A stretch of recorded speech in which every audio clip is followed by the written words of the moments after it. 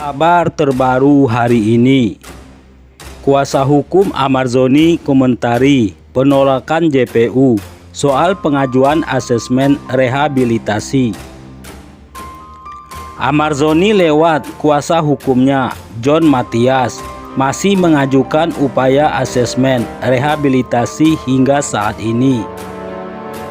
Meskipun upaya tersebut telah ditolak oleh Jaksa Penuntut Umum atau JPU, namun pihak Amarjoni masih menunggu pertimbangan dari majelis hakim. Pengakuan itu dikatakan John Mathias, dikutip dalam tayangan YouTube Mantrarum Kamis 30 bulan 5 2024. Kalau itu kan pertimbangan jaksa, mungkin beda lagi nanti pertimbangan dari hakim, ujar John Mathias.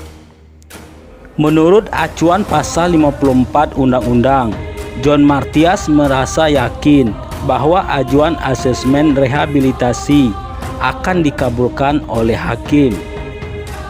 Hakim tadi sudah mengatakan bahwa itu akan dipertimbangkan, karena itu ada pasalnya, ada Undang-Undang 54, lanjutnya.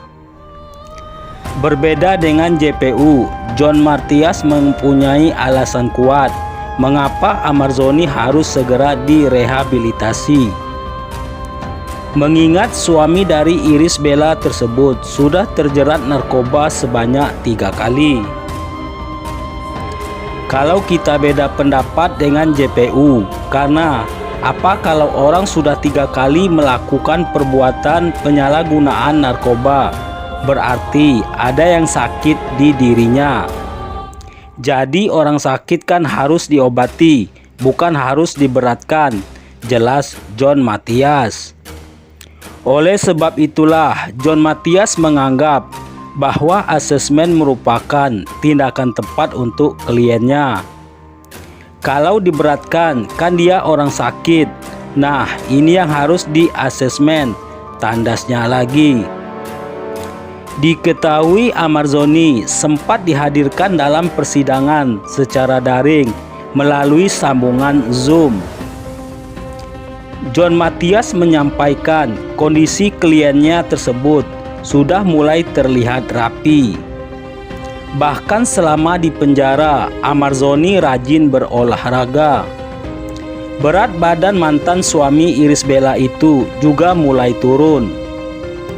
Kalau dari lewat Zoom kita libatkan sudah mulai merapikan diri, dan waktu pertemuan kita itu sekarang sudah mulai olahraga. Berat badan sudah turun. Kita lihat dari Zoom, berat badan Amarjoni sudah turun, ujar John Mathias. Dikatakan John Mathias, Amarjoni kini juga lebih rajin beribadah. Adapun penampilannya saat ini juga sudah berubah drastis. Ya, Amarjoni memang lebih banyak olahraga, lebih banyak beribadah. Jadi perubahannya sangat drastis, termasuk juga dengan memperhatikan dirinya untuk dirinya, terangnya lagi. Sidang kasus dugaan penyalahgunaan narkoba yang menyerat Amarjoni kembali digelar pada Rabu 29 bulan 5. Sidang beragendakan mendengarkan keterangan saksi dari Jaksa Penuntut Umum. Adapun saksi yang dihadirkan dalam sidang adalah pihak kepolisian yang melakukan penangkapan terhadap Amarjoni. Pengacara Amarjoni, John Mathias, mengatakan saksi membenarkan adanya selisih barang bukti dalam penangkapan. Pada saat penangkapan disampaikan bahwa polisi mengamankan barang bukti sabu seberat 4,36 gram dan ganja seberat 1,32 gram, kata John. Jumlah tersebut berbeda dengan hasil pemeriksaan yang dilakukan oleh Puslap 4. 2,5 itu sabu, netonya ya, kemudian itu sudah hasil Puslap 4 Mabes Polri. Kemudian masalah ganja 0,5 gram otomatis tidak berkesesuaian dengan barang bukti yang ada kata John dihubungi Kumparan Kamis 30 bulan 5 2024. Selain itu, menurut John Mathias, dalam persidangan juga dibuktikan bahwa Amarzoni hanyalah seorang pengguna narkoba. Ia menggunakan narkoba untuk dirinya sendiri. John Mathias mengatakan bahwa Amarzoni terharu saat menjalani agenda persidangan itu, sebab hakim juga sudah mengungkapkan akan mempertimbangkan pengajuan proses STAT atau asesmen terpadu untuk Amarzoni. Dia terharu karena dia sudah diakui sebagai pengguna narkoba. Mudah-mudahan hati nurani hakim untuk dilakukan STAT, tutur John Mathias. Sampai di mana taraf penyakitnya dan bagaimana negara menyembuhkannya, karena dia kan orang sakit, perlu bantuan medis, lanjut John Mathias. Lebih lanjut, John Mathias mengatakan bahwa sidang akan kembali digelar pada 3 Juni mendatang. Persidangan berikutnya beragendakan mendengarkan keterangan saksi dari pihak terdakwa.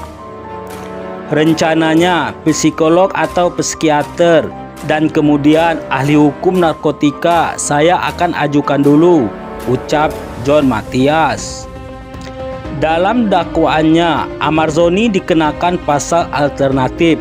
Pertama, Amarzoni dijerat dalam pasal 114 ayat 1 Undang-Undang RI Nomor 35 Tahun 2009 tentang narkoba.